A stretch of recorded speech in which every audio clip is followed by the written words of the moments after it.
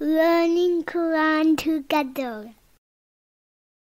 بسم اللہ الحمدللہ والصلاۃ والسلام علی رسول اللہ۔ سورہ الدخان آیت 16۔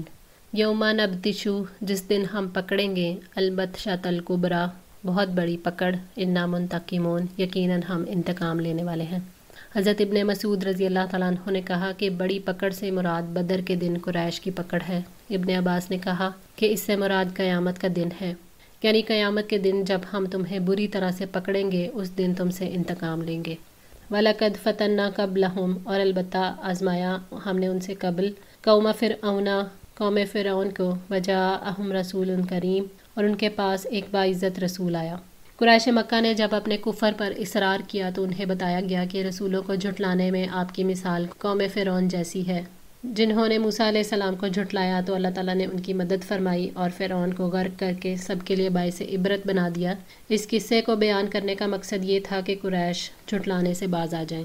ان کے پاس موسیٰ بن عمران آئے جو کریم اخلاق والے تھے، عفو و درگزر کی انتہا پر تھے۔ اللہ تعالیٰ نے انہیں معزز مقام عطا فرمایا اور انہیں نبوت اور اپنے سے ہم کلام ہونے کا شرف عطا فرمایا۔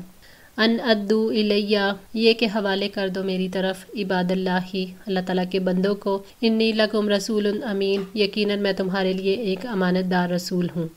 موسیٰ علیہ السلام نے فرعون سے کہا کہ بنی اسرائیل کو میرے حوالے کر دو اور انہیں تکلیف نہ پہنچاؤ، وہ اس زمانے کے معزز لوگ ہیں، تم انہیں آزاد کر دو تاکہ وہ اپنے رب کی عبادت کریں اور سیدھے راستے پر چلیں اور امن سے رہیں۔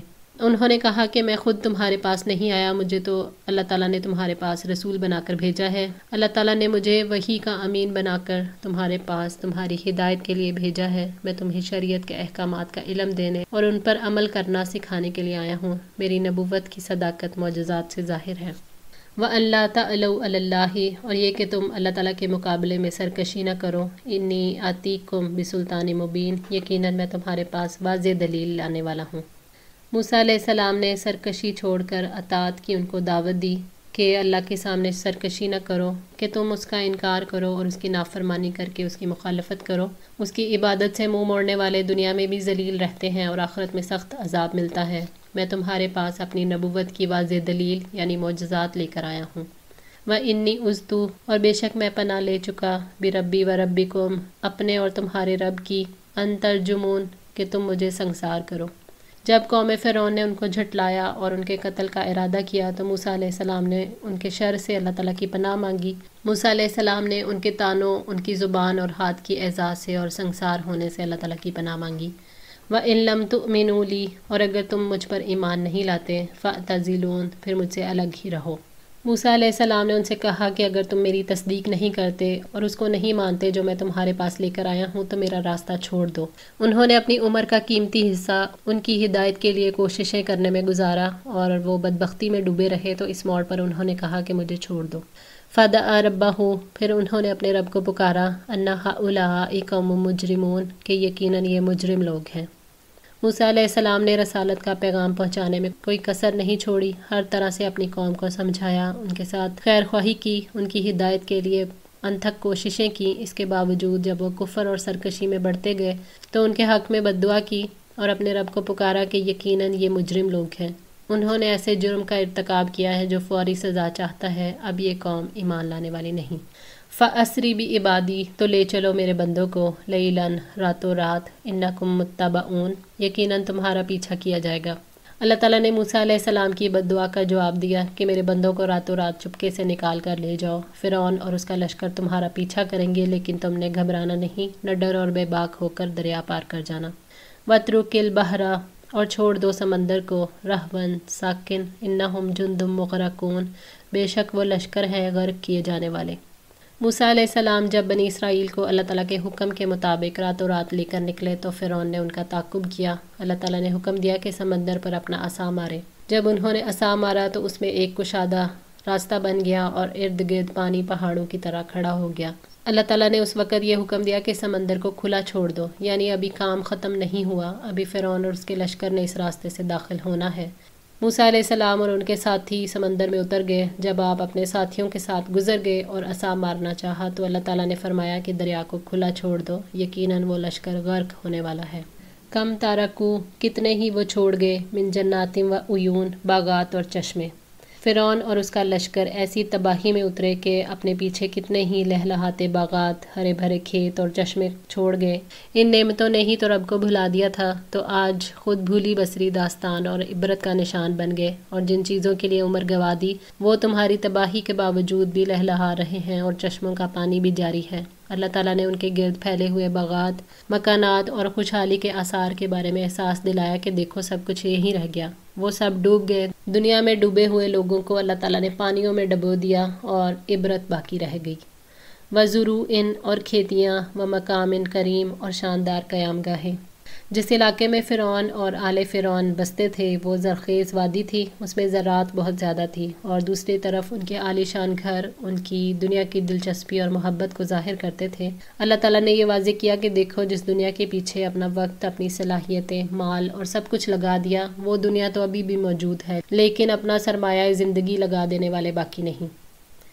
وَنَعْمَةٍ اور راحت و آسائش، کانوا فیہا فاکہین، جس میں وہ عیش کرنے والے تھے، یعنی ان کی عظیم نعمتیں اور عیش و عشرت کے سامان جن میں وہ مزے کر رہے تھے، جن چیزوں کے لیے وہ جیتے تھے اور جن کے درمیان زندگی گزارنا وہ اپنی زندگی کا مقصد سمجھتے تھے، وہ سب کہاں گیا اور کہاں گئے وہ لوگ۔ کذالک اسی طرح، وَأَوْرَثْنَاهَا قَوْمًا آخَرِينَ ہم نے دوسری قوم کو ان کا وارث بنا دیا۔ اللہ تعالیٰ نے ان کی ساری دولت اور حکومت اسرائیلیوں کو دے دی۔ فرمایا کذالک وَأَوْرَثْنَاهَا بنی اسرائیل، اسی طرح ہوا اور ہم نے بنی اسرائیل کو ان چیزوں کا وارث بنا دیا۔ سورہ الشعراء 59۔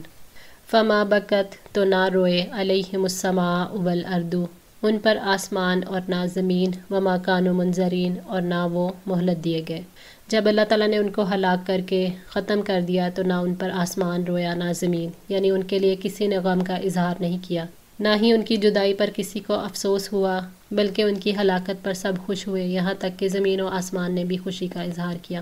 اس سے مراد یہ ہے کہ نہ تو ان کے اعمال ایسے تھے کہ وہ آسمان میں چڑھتے، اور اب ان کے مرنے کے بعد سلسلہ ویسے ہی رک جانے کی وجہ سے آسمان بھی ان پر نہیں رویا، نہ ان کے اعمال ایسے تھے کہ وہ زمین پر اللہ کی عبادت کرتے تو عبادت کے سلسلے کے ختم ہونے پر زمین اس پر روتی۔ وہ اتنے بے ہمت ہو گئے تھے کہ ان کے جانے سے جہان میں کوئی فرق ہی نہیں پڑا، انہیں مہلت بھی نہیں دی گئی بلکہ عذاب میں پکڑ لیا گیا۔ نبی صلی اللہ علیہ وسلم نے فرمایا ہر انسان کے لیے آسمان میں دو دروازے ہیں، ایک سے روزی اترتی ہے اور ایک سے عمل چڑھتے ہیں۔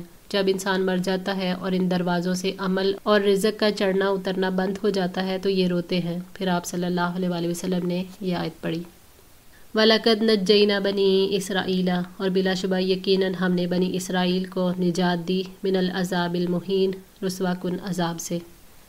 بنی اسرائیل پر اللہ تعالیٰ نے عظیم احسان کیا تھا کہ انہیں فرعون جیسے ظالم دشمن سے آزاد کروایا، وہ انہیں ذلیل کرتا تھا اور ان سے ادنا کام لیتا تھا۔